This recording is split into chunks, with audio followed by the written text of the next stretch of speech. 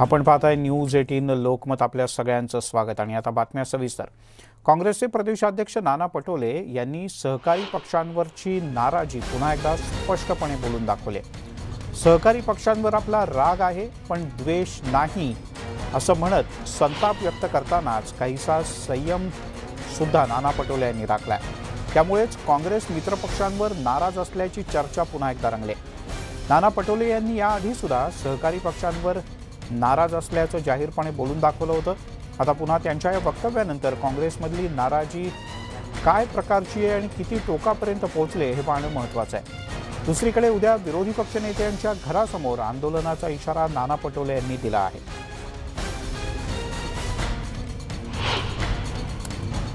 महाविकास आघाडीचं सरकार आहे, सगळ्या पक्षांचं समन्वय असावं ही भूमिका आमची होती।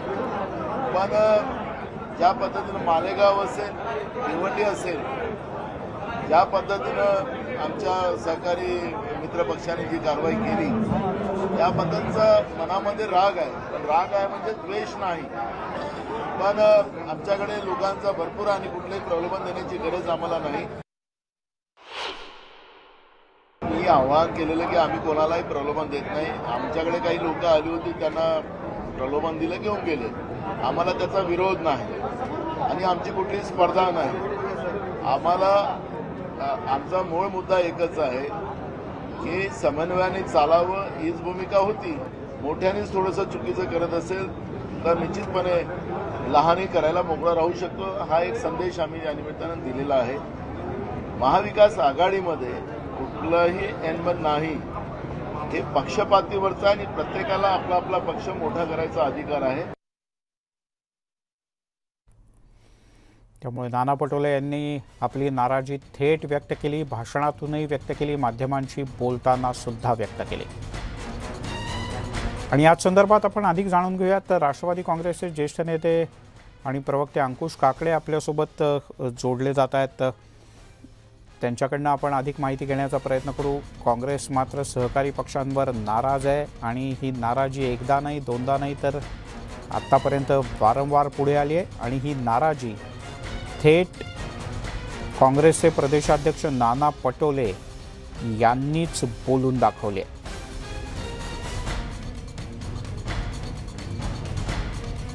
त्यामुळे आता नेमकं काय होणार यातून हे पाहणं अत्यंत महत्त्वाचं आहे। ही नाराजी किती पुढपर्यंत जाते, किती टोकापर्यंत जाते हे पाहणं अत्यंत महत्त्वाचं आहे। आगामी काळात महाराष्ट्रात मिनी विधानसभा निवडणुका आहेत। अर्थात साधारणपणे महानगरपालिका नगरपालिका मिळून जवळपास 2 डझन निवडणुका व्हायचे। अंकुश काकडे आपल्यासोबत जोडले गेलेत, राष्ट्रवादी काँग्रेसचे प्रवक्ते। अंकुशजी, नाना पटोले यांनी पुन्हा एकदा स्पष्टपणे बोलून दाखवलंय आणि त्यांनी म्हटलंय की आमचा राग आहे पण आमचं वैर नाही। तीन पक्षाचं आघाडीचं सरकार आहे, काही छोट्या छोट्या पक्षांनी पाठिंबा देखील दिलेला आहे।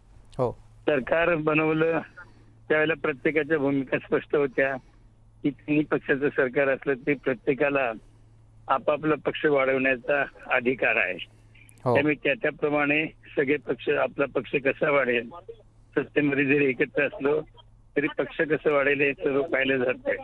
त्यामुळे प्रत्येकजण पक्ष वाढवतो, फक्त हे पक्ष वाढवत असताना जबरदस्तीने किंवा कुठे घोडाबाजार करून पक्ष फोडाफोडीचं काम कोणी करू नये एवढी माफक अपेक्षा असते आणि त्याप्रमाणे करतात। आमचा पक्ष आम्ही वाढवतोय, काँग्रेसचा पक्ष काँग्रेस वाढवतोय, त्याच्यानंतर शिवसेना त्यांचा पक्ष वाढवते। त्यामुळे त्याच्यामध्ये आक्षेप घेण्यासारखं असं काही कारण नाहीये। नाही, पण काकडे सर त्यांनी असं म्हटलं की प्रलोभन दाखवलं महामंडळ देण्याचं आणि आमच्या नगरसेवकांना पळवून नेलं। नाही, असं काही नाही। कोणी प्रलोभन दाखवायला किंवा महामंडळ द्यायला राष्ट्रवादीला आमच्याकडे काय आमचे कार्यकर्ते नाहीयेत का, असं आहे ना। त्याच्यामुळे असं म्हणण्यामध्ये काही अर्थ नाहीये, बरं का। त्याच्यामुळे प्रत्येक जणांनी आपापला पक्ष वाढवावा। मी मगाशी म्हणलं तसं घोडेबाजार करू नये, जबरदस्ती करू नये। जे स्वेच्छेने येत असतील त्यांना स्वेच्छेने त्या ठिकाणी घेण्यात यावं। बरं, शेवटचा प्रश्न म्हणजे नाना पटोले यांच्या या उघड नाराजीला तुमच्या दृष्टीने फारसा काही अर्थ नाही? नाही, त्यांना असं आहे, अर्थ असं नाही, त्यांच्या दृष्टीने त्यांना ते योग्य वाटतं। आम्हाला आमच्या दृष्टीने आम्ही करतो ते योग्य वाटतं. आणि नाना पटोलेंची नाराजी असली तरी त्यांची ते खंत आहे. असं ज्यांनी त्यांनी आपापला पक्ष सांभाळला पाहिजे. आपली माणसं आपल्याला सोडून जाणार नाही पाहिलं पाहिजे, असं आहे ना त्याच्यामध्ये. ठीक आहे. अंकुशजी, धन्यवाद, तुम्ही न्यूज 18 लोकमतशी बोललात त्याबद्दल.